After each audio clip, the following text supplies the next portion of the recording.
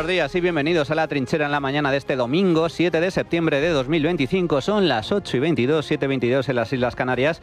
Y antes de comenzar a repasar las principales noticias, os recordamos que nos gusta escuchar vuestras opiniones. Vuestras opiniones son la esencia de este programa. Hoy preguntamos, ¿qué habría que hacer con los inmigrantes que violan y delinquen? Podéis participar a través del número de WhatsApp al que nos podéis enviar vuestras notas de audio. En nuestro espacio de tertulia iremos escuchando vuestras opiniones. El teléfono es el 689 33 74 44, repito, 689 33 74 44. También podéis opinar y contactar con nosotros a través de nuestra cuenta de Twitter @trincherallamas. Además, os recordamos que tenéis disponible la playlist de La Trinchera con todas las canciones que suenan en el programa. La podéis encontrar en Spotify, en la web de radio y en redes sociales. Ahora sí, vamos a repasar la actualidad esta semana con Ignacio Bravo. ¿Qué tal, Ignacio? Buenos días, ¿cómo estás? ¿Qué tal, Manuel? Buenos días. Han pasado más de 9 años desde que escuchamos por primera vez el término gobierno Frankenstein, aunque en los últimos años el Partido Popular se ha apropiado de esta expresión para definir a los gobiernos de Pedro Sánchez.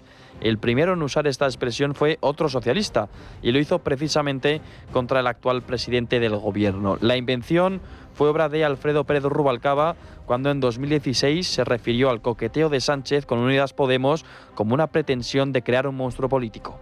No es un gobierno de izquierdas, porque yo sepa, el PNV y Convergencia no son de izquierdas. Y Esquerra Republicana es independentista. Y eso no suma, ¿saben? No suma. Sería una investidura Frankenstein. Aquella historia terminó con Sánchez fuera del partido y ese partido, el PSOE, absteniéndose para que gobernara Rajoy. Pero Sánchez regresaría y Rajoy se vio derrotado precisamente por ese Frankenstein. Aquí se ha presentado una moción de censura y esa moción de censura tiene un acompañante para cualquier situación, que es Podemos.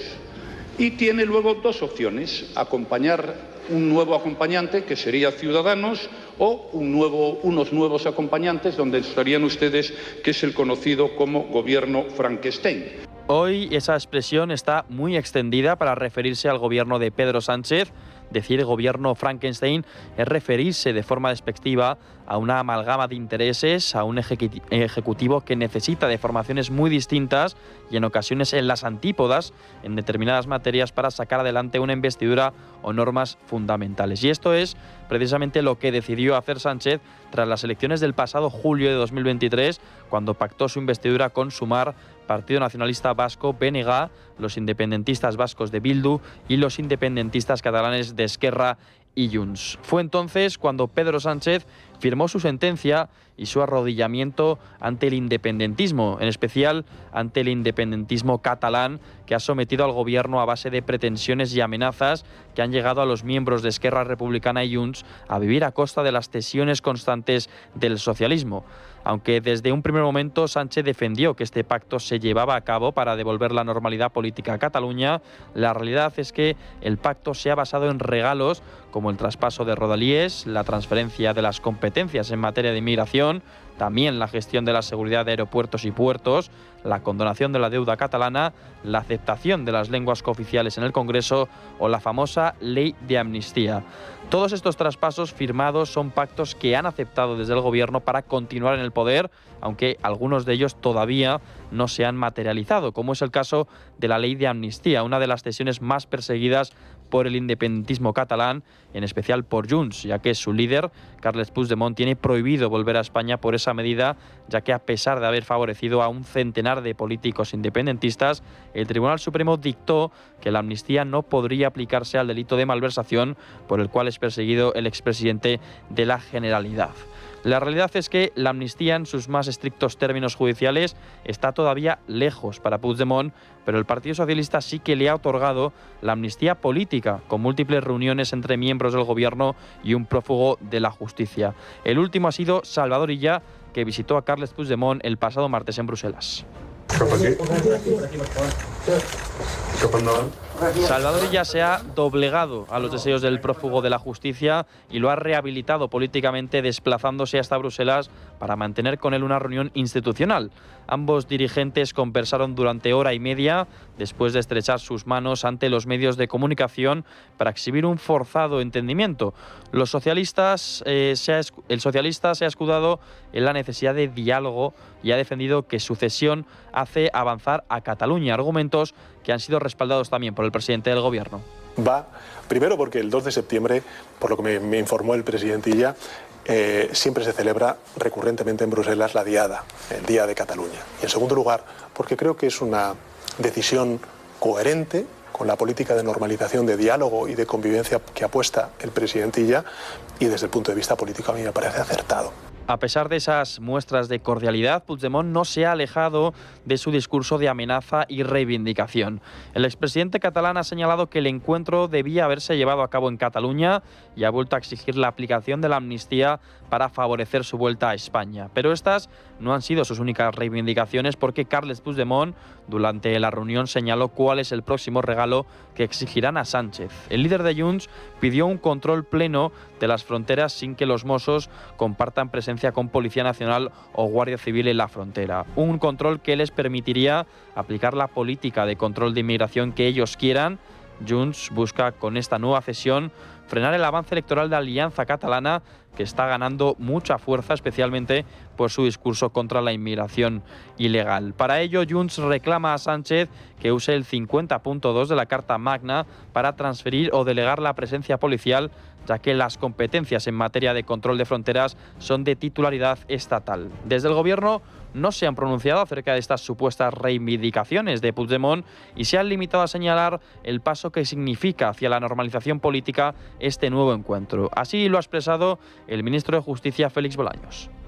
Yo creo que sin duda esa reunión es un paso más en la normalización política, institucional y social de Cataluña, un paso más en la línea del trabajo, de diálogo, de acuerdos, de esfuerzo por intentar llegar a puntos de encuentro entre muy diferentes. Esa es la etapa que se vive hoy en Cataluña. Aunque los socialistas, como señalaba Bolaños, han enmarcado esta reunión como un encuentro en busca de la supuesta normalidad en Cataluña, la realidad es que el viaje express de Salvador Illa buscaba dos claros propósitos. El primero, blindar el apoyo de Junts para la próxima ley Bolaños, que ayudará al Gobierno a controlar los jueces y archivar denuncias de corrupción, como es el caso de Begoña Gómez. Y por otro, alfombrar un próximo encuentro entre el jefe del Ejecutivo y Puigdemont, que colmaría la rehabilitación política del mandatario secesionista, tal y como lo ha deslizado también Félix Bolaños. El presidente del Gobierno, Pedro Sánchez, ya ha dicho públicamente que su voluntad es reunirse con todos los actores políticos y, por tanto, no tengo nada que añadir a lo que ya ha dicho el presidente del Gobierno. Por cierto, que el encuentro entre Salvador Illa y Carles Puigdemont tuvo lugar solo 2 días después que el emisario sanchista José Luis Rodríguez Zapatero se reuniera también con el líder de Junts en Suiza para tratar de tranquilizar al partido independentista sobre la gravedad de los escándalos de corrupción de Pedro Sánchez e insistir en que el Ejecutivo ha hecho todo lo posible para conseguir el aval de la justicia a la ley de amnistía. Pues tenemos foto oficial, Salvador Illa con Carles Puigdemont, prófugo de la justicia, golpista declarado, exiliado, refugiado en Bélgica. Reunión que tuvo lugar en Bruselas esta misma semana. La foto de la amnistía política. El Gobierno le ha concedido la amnistía desde el punto de vista jurídico, solo que los jueces, el último bastión en pie que queda de la democracia española, han impedido que se lleve a término de momento, porque han excluido el delito de malversación de esa amnistía. Y además está pendiente una resolución, la decisión del Tribunal de Justicia de la Unión Europea sobre esa amnistía, que no es una amnistía, es una autoamnistía. Es un cambio de cromos. Yo te borro los delitos y tú me mantienes en la presidencia del Gobierno. Eso es una traición. Eso es una tropelía, una felonía, una vergüenza. Pero como de momento el Gobierno no ha conseguido esa amnistía desde el punto de vista judicial, le concede a Puigdemont la amnistía política, la foto, el estrechamiento de manos. Somos amigos, somos socios, somos aliados. Salvador Illa, presidente de la Generalitat, y Carles Puigdemont, expresidente de la Generalitat, líder de Junts, prófugo de la justicia, golpista. Pues bien, vaya diferencia con respecto a lo que decía el Gobierno hace pocos años, ¿verdad? Hace poco tiempo, cuando decían que la amnistía no era posible, que la amnistía era una quimera porque era inconstitucional, porque supondría una vulneración del Estado de Derecho, porque supondría una violación de la democracia. ¿Cómo ha cambiado el tiempo, verdad? Cuando Pedro Sánchez, el mismísimo Pedro Sánchez, decía que él traería a Puigdemont a España para ponerlo a disposición de la justicia. ¿Se acuerdan? En ese debate entre varios candidatos a la presidencia del gobierno. Aún estaba Albert Rivera, líder de Ciudadanos en esos tiempos, con Pablo Casado y demás. Decía Pedro Sánchez que iba a traer a Carles Puigdemont, que se le había escapado al gobierno del Partido Popular, que él lo iba a traer a España para ponerlo al frente de la justicia. ¿Cómo ha cambiado el tiempo, verdad? ¿Cómo han cambiado las cosas? Pues ahora es todo lo contrario. El gobierno le ha concedido la amnistía y ahora se hace la foto y le concede la amnistía política. Esto es solo el principio. Se baraja la posibilidad de que el propio Pedro Sánchez se encuentre con Carles Puigdemont en marzo o en abril. ¿Qué es lo que ha cambiado? ¿Cuál es la diferencia entre esas declaraciones hace pocos años y las de ahora? Pues la diferencia son las elecciones del año 2023. Eso es lo que cambió todo. Pedro Sánchez necesitaba los votos de Junts para seguir al frente de la presidencia del gobierno. Y Pedro Sánchez ya sabemos cómo es. Es capaz de vender a su madre, a su abuela, con tal de mantenerse en el poder. Todo con tal de mantenerse en el poder. Y ese es el gran peligro, el gran riesgo que tenemos en España. Que tenemos al frente del gobierno, al frente del aparato estatal, a una persona que no tiene moral, que no tiene límites, que carece de todo principio ético, para el cual no existen líneas rojas. Todo es posible con Pedro Sánchez en el poder, absolutamente todo. Y como era de esperar, Manuel, la reunión entre ambos dirigentes ha levantado a los miembros de la oposición contra lo que consideran una nueva cesión del gobierno al separatismo catalán. Desde el Partido Popular, su líder, Alberto Núñez Feijóo, ha lanzado sus sospechas contra la fiabilidad de Salvador Illa y ha recordado que este encuentro no se ha hecho ni en nombre de los españoles ni de los que han votado al Partido Socialista. Supongo que todos los españoles se están dando cuenta de que tampoco es de fiar el señor Illa. Nada de esto se hace en nombre de los españoles. Y nada de esto ni siquiera se hace en nombre de los que han votado al Partido Socialista, que no estaban en ningún caso de acuerdo ni con la amnistía ni con la humillación a la que nos somete el presidente del gobierno y el señor Illa. También el líder de Vox se ha pronunciado al respecto. Santiago Abascal ha recordado una vez más que la gobernabilidad de España está en manos de quienes odian precisamente a España. Solo demuestra que en estos momentos la mafia corrupta que gobierna España está en manos de otro tipo de mafias separatistas, también corruptas, y que están en contra de los intereses de España. Pedro Sánchez sigue en el poder precisamente porque le sostienen aquellos que odian a España. Incluso desde el Partido Socialista, el líder castellano-manchego, Emiliano García Paje, ha criticado este encuentro y ha pedido a su gobierno no dar el mando de la gobernabilidad al líder independentista. Cabe recordar que Paje ha sido el único socialista crítico con las medidas que han favorecido a Puigdemont. El presidente es él y que no hay mando a distancia. Ya que Puigdemont ejerce el mando a distancia en España, que al menos no lo haga en Cataluña porque sería especialmente doloroso para los propios catalanes. Y precisamente el mismo día que se produjo esta reunión, el gobierno llevó a cabo una nueva cesión al independentismo, aunque en esta ocasión una pactada con Esquerra Republicana. Se trata de la quita de la deuda que aprobó el pasado martes el Consejo de Ministros para condonar 83.252 millones de euros a las comunidades autónomas, un importe que el Estado se compromete a asumir. La vicepresidenta y ministra de Hacienda, María Jesús Montero, anunció esta medida recalcando las dos ideas del argumentario socialista. Primero, no es una cesión a Cataluña y segundo, el acuerdo beneficia al Partido Popular.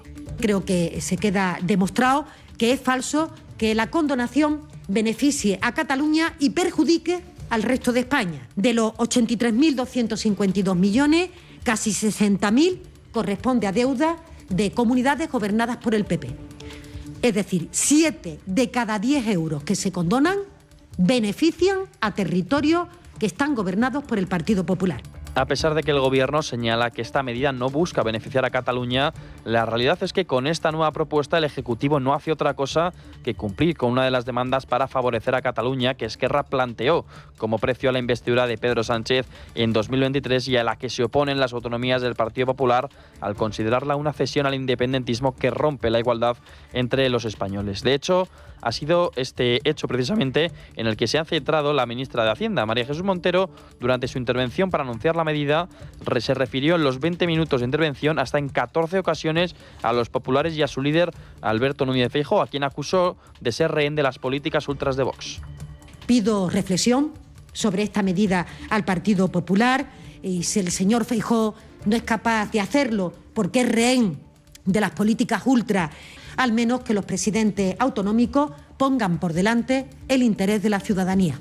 ¿Quién va a decir que no a que se le perdone parte de su deuda? El Gobierno no ha perdido la oportunidad de presionar al Partido Popular con esta nueva medida que, según defienden, beneficiará a la mayoría de las comunidades autónomas gobernadas por los de Núñez Feijóo. Sin embargo, desde las autonomías han vuelto a mostrar su rechazo a lo que consideran un engaño y defienden su postura ante los ataques del Ejecutivo que achacan a las autonomías de seguir órdenes de Feijóo contra sus propios intereses. Escuchamos a los líderes autonómicos de Andalucía y Galicia, Juanma Moreno Bonilla y Alfonso Rueda. Nosotros no vamos a participar en esta treta única y exclusivamente por mantener al señor Sánchez, porque no beneficia a nuestra Andalucía, lo dice la AIREF, lo dice organismos oficiales, lo dice entidades financieras, lo dice la propia Montero, lo dijo en su momento cuando era consejera de Hacienda, y por tanto no vamos a participar en este juego que lo único que busca es mantener a Sánchez en la Moncloa. Por lo tanto es un negocio ruinoso que ni pedimos ni necesitamos. Si nos dan 4.000 millones a mayores y los podemos destinar a servicios públicos, sí, pero como no es así, tal como está planteada, a Galicia no le interesa. No creo que ningún presidente autonómico reciba órdenes de nadie. Yo, desde luego, no las recibo. Y lo he dicho muchas veces. Juanma Moreno Bonilla en estas declaraciones hacía referencia a las palabras de María Jesús Montero cuando todavía era consejera de Hacienda en Andalucía. Entonces, la ahora vicepresidenta defendía que la quita de la deuda solo buscaba opacar el debate sobre un nuevo modelo de financiación autonómica. El señor Montoro no puede pretender que vía reestructuración de deuda o condonación se pueda sustituir el debate.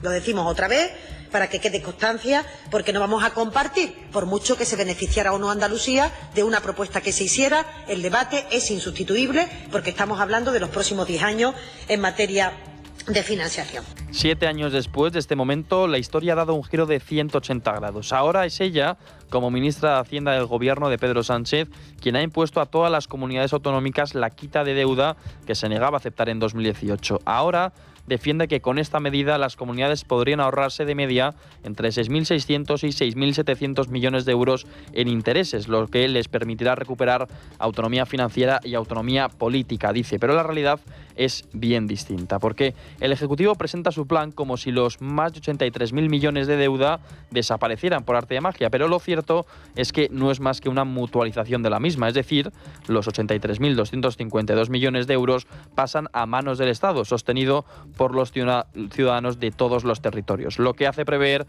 que para subsanarla los españoles pagarán mayores impuestos. Además, el plan de Sánchez supondrá un castigo para los ciudadanos que viven en territorios con menos deuda o ninguna con el Fondo de Liquidez Autonómica, como es el caso de Madrid, porque estos tendrán que cargar con una mayor deuda en términos netos, tal y como señalan desde el Ejecutivo Regional madrileño su secretario general Alfonso Serrano. Los madrileños debemos 8.000 millones a los bancos, que pagamos religiosamente como cualquier hipoteca, como cualquier ciudadano. Y al mutualizar 83.000 millones de deuda de todas las comunidades autónomas entre todos los españoles, salimos a 1.700 euros por ciudadano. Somos 7 millones de madrileños, por lo tanto ahora deberemos 12.000 millones. Lo que el PSOE pretende decirnos que es una buena noticia para los madrileños es que debíamos 8.000 millones a los bancos y ahora debemos 12.000 millones a Pedro Sánchez. ¿Eso es una buena noticia para los madrileños? Esta nueva medida actúa como un premio para las comunidades autónomas que han sido más irresponsables desde la época previa a la creación del FLA, como Cataluña o la Comunidad Valenciana. Por otro lado, la ministra de Hacienda celebró también que las comunidades autónomas podrán usar el ahorro de los intereses tras la quita de deuda en gasto social. Sin embargo, esta posibilidad ya fue desmentida por la AIREF de cara al cumplimiento de las reglas fiscales debido a que los intereses de la deuda no computan en la regla de gasto. La condonación ya obtuvo el visto bueno del Consejo de Política Fiscal y Financiera el pasado mes de febrero, donde 12 ejecutivos regionales con presidentes populares hicieron un plante. El anteproyecto de ley se someterá ahora a audiencia pública antes de que se elabore el texto definitivo que previsiblemente se enviará a final de año al Congreso, donde necesitará el voto favorable de la mayoría del Pleno para poder recibir luz verde, algo que ocurrirá previsiblemente en el primer trimestre de 2026. Y esta no ha sido la única de las cesiones independentistas aprobada esta semana porque, tras la petición realizada desde el Gobierno el pasado martes, el Congreso ha aprobado la suspensión del Pleno para el próximo 11 de septiembre por coincidir con la fiesta de la Diada. A pesar de que la medida se trata de una nueva cesión independentista, el Gobierno también sale beneficiado porque con esta suspensión evita una nueva derrota en la votación que está prevista para el jueves de la próxima semana. El cambio se ha aprobado por una mayoría de 4-3 en la mesa del Congreso, que además ha validado un calendario de 12 semanas con pleno hasta el 31 de diciembre. Tanto PP como Vox rechazan esta modificación al no considerarla necesaria y apreciar en ella un tic autoritario más del presidente del Gobierno, Pedro Sánchez. Cuca Gamarra es vicesecretaria de Regeneración Institucional del Partido Popular. El día de la Diada los independentistas no van a venir y como no van a venir, dice Pedro Sánchez, pues nada, yo suspendo la actividad del Poder Legislativo, que para eso tengo a la presidenta del Congreso con capacidad para suspender la actividad del Parlamento. Lo que es, sin duda alguna, un tic autoritario absoluto. Esto es absoluta degeneración y esto es lo que tenemos que regenerar. El PSOE, por su parte, mantiene que esta modificación del calendario no afectará a la actividad de la Cámara Baja, puesto que prevén condensar el trabajo en 2 días en lugar de realizarlo en 3. En primer lugar, que no afecta en nada a la actividad parlamentaria, porque todo el orden del día que se iba a llevar a cabo en 3 días se llevaría a cabo en 2 días, y esto creo que es importante señalarlo, que no hay ninguna afectación a la actividad parlamentaria. Y en segundo lugar le digo que es relativamente habitual que este tipo de peticiones se produzcan. De hecho, recuerdo que en abril se produjo una petición del Partido Popular para que el pleno que estaba previsto para la semana en la que coincidía el Congreso del Partido Popular Europeo, pues no se celebrara. Y así se hizo y se aceptó, por tanto, normalidad absoluta. Cabe recordar que esta es la primera vez que se cancela una sesión en la Cámara Baja por una festividad regional. Bueno, pues para analizar todas estas cesiones al independentismo catalán, hemos preguntado a nuestro experto Pablo Planas. Pablo, ¿qué supone concretamente esa foto entre Salvador Illa y Carles Puigdemont? La imagen de Salvador Illa con Carles Puigdemont es otra puñalada trapera a la democracia española y al Poder Judicial. Otra de esas fotografías del álbum del golpe de Estado. Un presidente de la Generalidad que, por orden del presidente del Gobierno, acude a Bruselas a humillarse, porque hay que recordar que Puigdemont no es un político cualquiera, sino alguien que perpetró un golpe de Estado y que se fugó de España para no rendir cuentas ante la justicia. Puigdemont es alguien que llevó a la sociedad al borde del enfrentamiento físico y que todavía no ha pedido perdón por haber proclamado una república que pudo acabar en tragedia. Y Salvador Illa se pone a la altura de un prófugo y de un delincuente, pues los consejeros de Puigdemont fueron condenados por sedición, por malversación y desobediencia, entre otros delitos.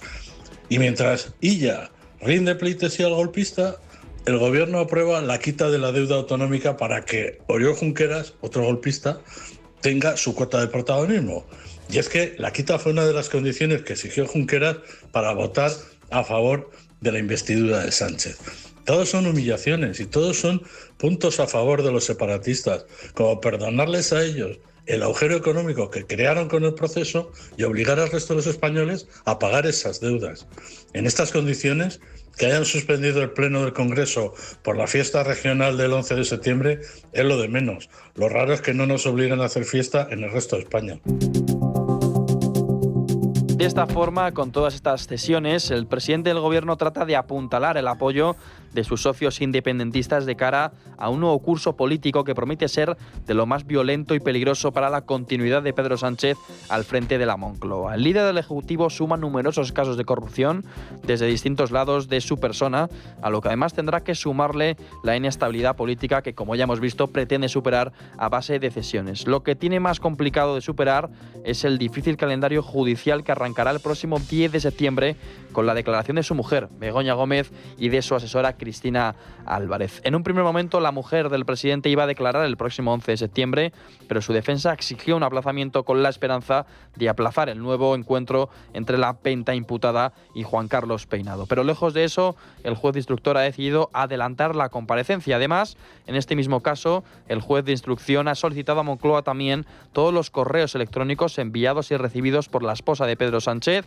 Asimismo, ha pedido el listado de los jefes de departamento y el nombre de todos los pagadores de la asesora de Moncloa, una diligencia que volverá a sacar el nombre del ministro Bolaños a la palestra. Y a este caso, además, hay que sumarle también lo sucedido en el día viernes con el fiscal general del Estado. Adrián Pajares, buenos días. Buenos días. Lejos de apartarse del foco mediático tras su imputación por un supuesto delito de revelación de secretos, decidió comparecer junto al rey y las principales figuras de la judicatura en la apertura del año judicial, incluidos también los magistrados que le van a juzgar.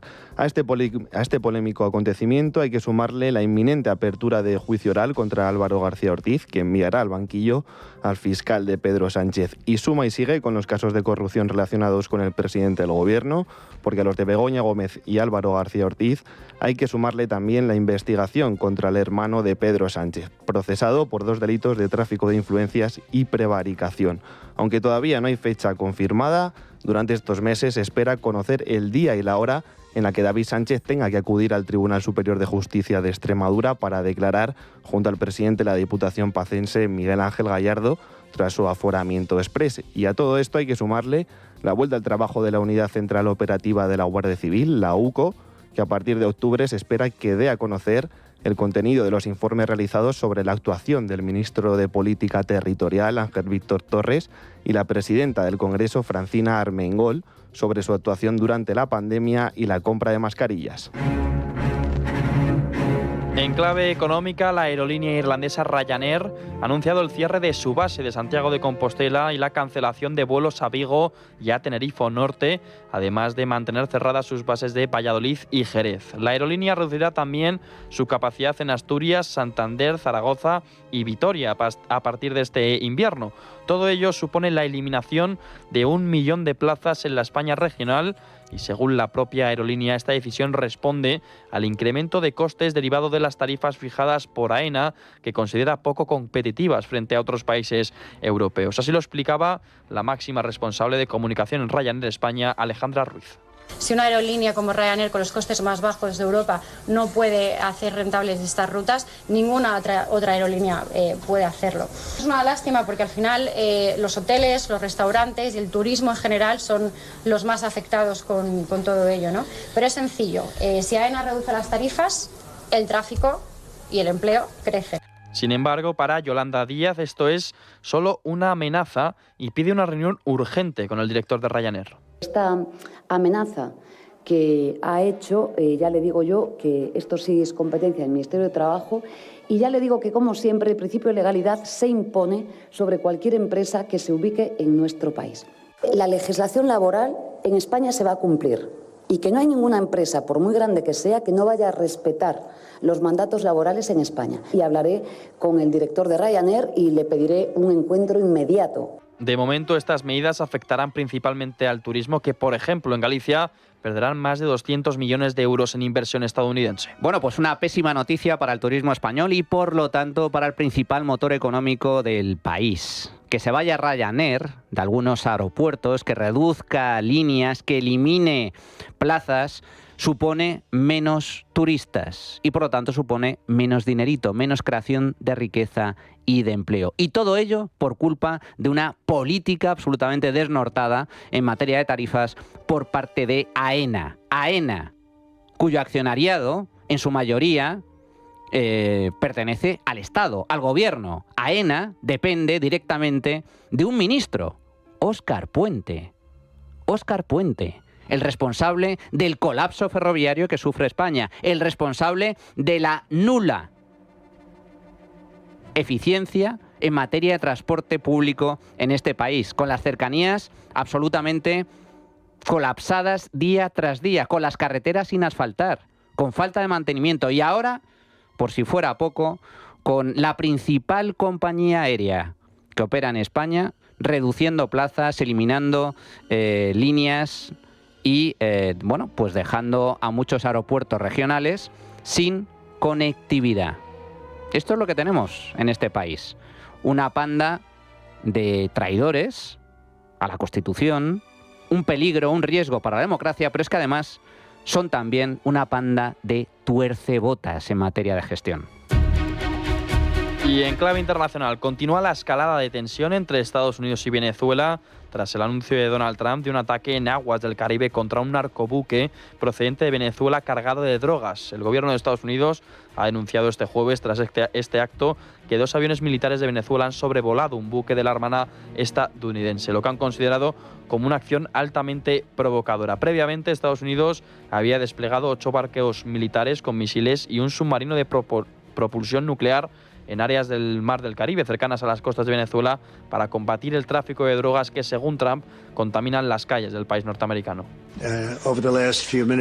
Ha sido literalmente un disparo en los últimos minutos en un barco que transportaba drogas, muchas drogas, y lo verán y leerán sobre eso. Sucedió hace tan solo unos momentos y tenemos muchas drogas que entran en nuestro país desde hace tiempo y simplemente salieron de Venezuela. Muchas cosas salen de Venezuela, así que lo eliminamos y eso es lo que podrán ver. Tenemos grabaciones de ellos hablando, había cantidades enormes de droga entrando a nuestro país para matar a mucha gente. Todo el mundo lo entiende perfectamente. Venezuela ha actuado mal, han estado, como saben, enviando a millones de personas a nuestro país, muchas de ellas pertenecientes al Tren de Aragua, a algunas de las peores personas del mundo con respecto a las pandillas.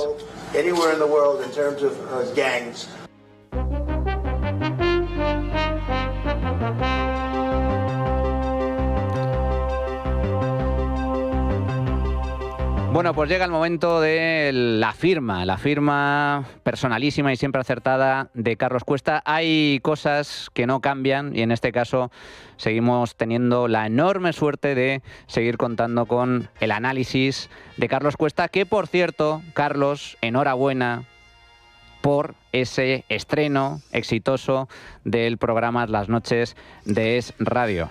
Pues muchísimas gracias. Muy buenos días a todos y muchísimas gracias. La verdad que es un placer. Pero bueno, vamos a repasar que esto, de lo que vamos a hablar, yo creo que de placer tiene poco, y vamos a hablar del espectáculo lamentable y espectáculo dantesco que hemos tenido que presenciar nada más volver del verano y encontrarnos con que Pedro Sánchez evidentemente no es que sea igual, es que parece que cada día es peor.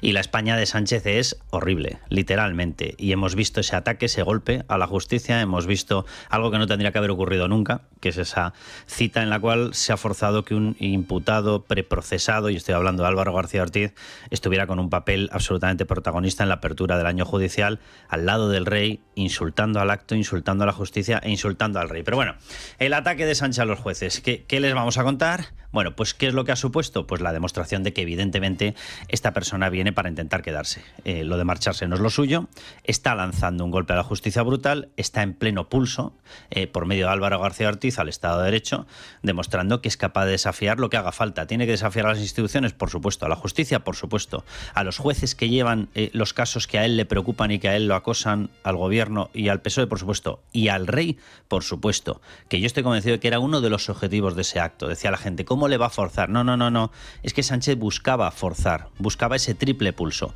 a la institución, a los jueces que están en los casos que a él lo están acosando por motivos obvios, por motivos de corrupción, y al propio rey. Bueno, el deseo de Sánchez es perpetuarse. Y para ello, él considera que tiene que acabar con la justicia. Lo considera por 2 motivos. Uno, vamos a decirlo claramente, los socialistas no han creído en la libertad, no han creído en la separación de poderes. Voy a decirlo de una forma muy sencilla. No han creído en la democracia nunca. Y lo demuestra la historia. Las declaraciones de Largo Caballero en contra de la democracia son absolutamente incalculables. Si no conseguimos ganar las elecciones, mejor unirnos a la Unión Soviética. Si no conseguimos ganar, mejor la dictadura del proletariado. Hombre, muy demócrata no suena, ¿no? En el momento en el que se interpone un resultado electoral ante un socialista, el socialista prefiere el poder a la democracia. Bien, pero en medio de todo ello diríamos, bueno, es simplemente una cuestión de supervivencia. Hombre, me parece lo suficientemente grave. Es que estamos hablando de totalitarismo, estamos hablando de eliminación del control de los jueces sobre los políticos y por tanto estamos hablando de dictadura. En el momento en el que se aparca y desaparece la separación de poderes, se acaba la democracia. Pero alguien dirá, bueno, pero ¿y cómo está el resto? Bueno, yo creo que la apertura de año, la apertura de curso ha sido más que representativa de cómo está el resto. Yo simplemente voy a dar una serie de datos. Bien, después de 160.000 millones de euros más de saqueo fiscal, repito, 160.000 millones de euros más, que es lo que pagamos desde la llegada de Pedro Sánchez, y medio billón, con B, más de deuda, la realidad es que en España no funciona absolutamente nada. A la gente no le tenemos que explicar cómo funciona la administración. La gente que tiene que tramitar pagos, prestaciones por desempleo lo sabe perfectamente. Bajas por maternidad lo sabe perfectamente. Los reciben a los 3-4 meses. ¿Cómo sobrevives durante ese tiempo? La gente que tiene que pedir una cita en la administración lo sabe perfectamente. Es básicamente imposible. Bien, más datos. Hemos perdido durante todo este periodo más de 6 puntos de poder adquisitivo en los hogares. La tasa de paro es la mayor de la Unión Europea. Todas las ratios de pobreza, la infantil, la severa, la relativa, se encuentran entre las 5 más altas de toda la Unión Europea. Y 2,2 millones de personas dependen en estos momentos del subsidio de pobreza, del pago de pobreza. Yo sé que el gobierno prefiere llamarlo ingreso mínimo vital. Ingreso mínimo vital es un eufemismo, es el nombre técnico. La realidad es que es el subsidio para pobres. Es más, es que el gobierno alardea de tener cada vez a más gente recibiendo este pago, cuando lo que está diciendo es que cada vez en España hay más pobres. 60.000 empresas han desaparecido en España desde la llegada de Pedro Sánchez. En materia de incendios, vamos a hacer un pequeño repaso. Bien, hemos pasado de, en el año en el que él llegó, y fue uno de los años más elevados en hectáreas destruidas, hemos pasado de 100.000 hectáreas destruidas a, agárrense, en lo que llevamos de año de 2025, 330.000 hectáreas quemadas. ¿Con más incendios? Mentira. Con menos incendios. ¿Cuál es el problema? Que si tú no cuidas el campo porque legislativamente se ha prohibido cuidar el campo, lo que ocurre es que con menos incendios se extienden más y son más devastadores. Repito, hemos pasado de 100.000 hectáreas quemadas a 330.000 en la España de Sánchez. En materia ferroviaria, vamos a hacer un repaso. Bien. Hemos pasado de tener un tren que era el orgullo de España, lo implantábamos en el exterior y vendíamos nuestra ingeniería ferroviaria porque nuestros trenes eran un orgullo, a tener en estos momentos la media, literalmente, 2 incidentes por día. 2 por día. ¿Quién puede confiar en un tren así? En materia de inmigración, venga, vamos a hacer el repaso. Nos situamos en niveles récord. En 2018, si os acordáis, cuando empezó con sus famosos anuncios, con su famosa demagogia, que si el Open Arms para arriba, que si que venga aquí, etcétera. Bien, la entrada ilegal ese año se disparó.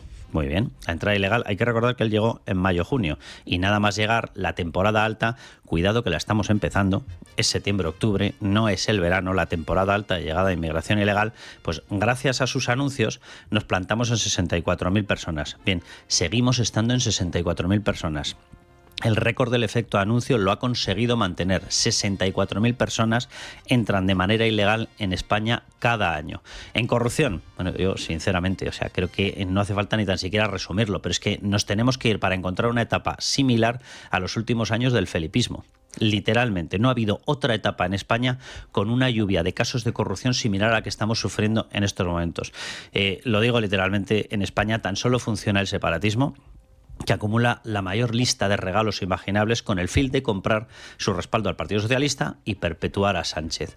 Regalos como la amnistía, regalos como el indulto, regalos como una falsa condonación de deuda, que simplemente es traspasarnos la deuda de Cataluña, la generada en gran parte para pagar y financiar un golpe separatista, 17.104 millones de euros que nos pasan a nosotros, un sistema ilegal e inconstitucional de cupo falseado para que Cataluña se pueda llevar, según los cálculos de la propia Esquerra, 30.200 millones de euros.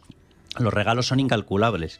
El cercanías, el traspaso de control de fronteras, el traspaso de control de las costas, todo lo que quieran, el control de la inmigración. Bien, porque el ansia de Pedro Sánchez es netamente totalitaria. ¿Le preocupa algo todo lo que yo he citado? No le preocupa absolutamente nada. He repasado datos de inmigración, de trenes, de infraestructuras, de corrupción, de incendios, de tipo de vida, de pobreza. de poder adquisitivo, no le importa absolutamente nada. Su única ansia es perpetuarse. El único objetivo que tiene es perpetuarse en el poder. Y cuando una persona supedita todo a perpetuarse en el poder, se llama totalitario. Porque un totalitario acaba con la separación de poderes para que nada lo pueda apear. Y cuando eso ocurre, lo siento mucho, pero tiene un nombre, se llama dictadura. Más claro, agua. Esta es la situación, esta es la realidad. España cuesta abajo y sin frenos. Carlos Cuesta, muchísimas gracias y una vez más, enhorabuena, felicidades por ese programa. Que todos nuestros oyentes lo sepan, Carlos Cuesta estrena programa en Radio, en las noches de radio. Así que allí estaremos, Carlos. Muchas gracias, fuerte abrazo. Un abrazo muy fuerte a todos. Bueno, pues llegados a este punto vamos a hacer una pequeña pausa, pero antes un recordatorio. Me gustaría aprovechar para recordaros algo muy interesante. Hace unos días estuvo aquí con nosotros el CEO de Cibislen y me pareció muy interesante lo que nos contaba sobre su modelo de inversión inmobiliaria. Ofrecen garantías en todos sus proyectos con rentabilidades que van del 10 al 13% anual, además de que se puede invertir desde 250 euros. Cuesta creerlo, pero es cierto. Así que os animo a informaros, a visitar su página web cibislen.com. La trinchera de llamas es radio.